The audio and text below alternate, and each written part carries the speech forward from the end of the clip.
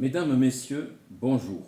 Je salue très particulièrement aujourd'hui tous les participants à la conférence internationale contre le traité des pandémies de l'OMS, Organisation mondiale de la santé.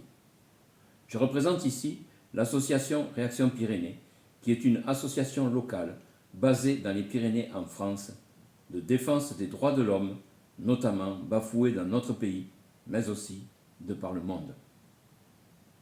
Cette association est intégrée dans une organisation plus vaste qui se destine à fédérer sur tout le territoire national, mais aussi à l'international, un réseau de résistance au nouvel ordre mondial.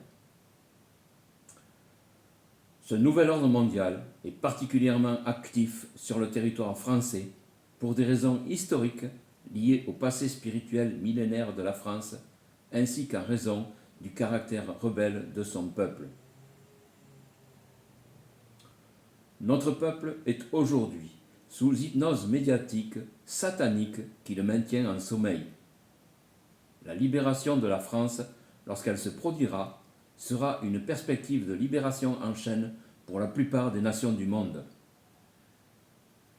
Je reviens maintenant sur le traité sur les pandémies et le règlement sanitaire international, qui sont une des clés pour les ennemis de tous les peuples de la mise en place d'une dictature mondiale qui sera d'abord sanitaire pour en faciliter l'acceptation par les populations. Tous les peuples de la planète doivent s'unir pour faire échec à ce projet liberticide et destructeur, pour la sauvegarde des libertés individuelles et pour les droits de l'homme. C'est une menace pour les populations de tous les peuples de la planète, et la première de cette ampleur. Nous portons sur les réseaux sociaux et sur la voie publique depuis de nombreuses semaines l'information sur le caractère très dangereux des conséquences de ce traité. Je ne reviendrai pas ici sur les dispositions contenues dans ce futur traité qui entraveront inévitablement et progressivement toutes les libertés. De plus, le directeur général de l'Organisation mondiale de la santé, Tedros Adhanom Ghebreyesus, est un criminel notoire qui a organisé le massacre, la torture et le viol contre son peuple lorsqu'il était ministre de l'Éthiopie.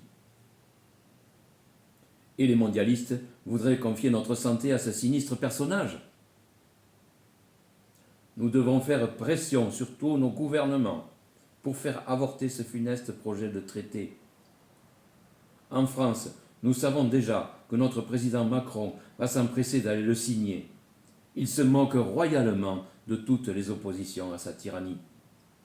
C'est pourquoi nous devons insuffler un souffle nouveau, ouvrir une porte, la porte qui va faire déferler d'est en ouest et du nord au sud cette énergie de libération. Cette force spirituelle sortira de l'hypnose médiatique et satanique toutes les populations endormies. Je voudrais vous transmettre ce message d'espoir pour vous dire que notre combat pour la libération globale de l'ensemble du monde est à la fois politique, mais aussi spirituel. Les leaders mondiaux, oligarques mondialistes et adeptes du culte à Satan vont avoir bientôt la désagréable surprise de voir s'abattre sur eux le glaive de la justice immanente que nous réclamons de tous nos vœux, en raison des crimes abominables qu'ils ne cessent de commettre depuis des siècles.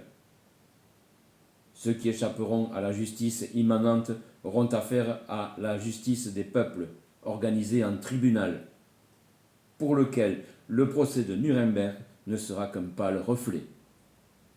Il est certain qu'ils vont récolter les ténèbres de leur propre malédiction.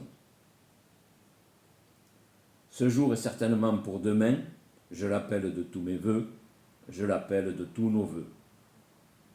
Alors, l'humanité connaîtra un jour nouveau. En attendant ce jour béni, continuons le combat contre l'asservissement.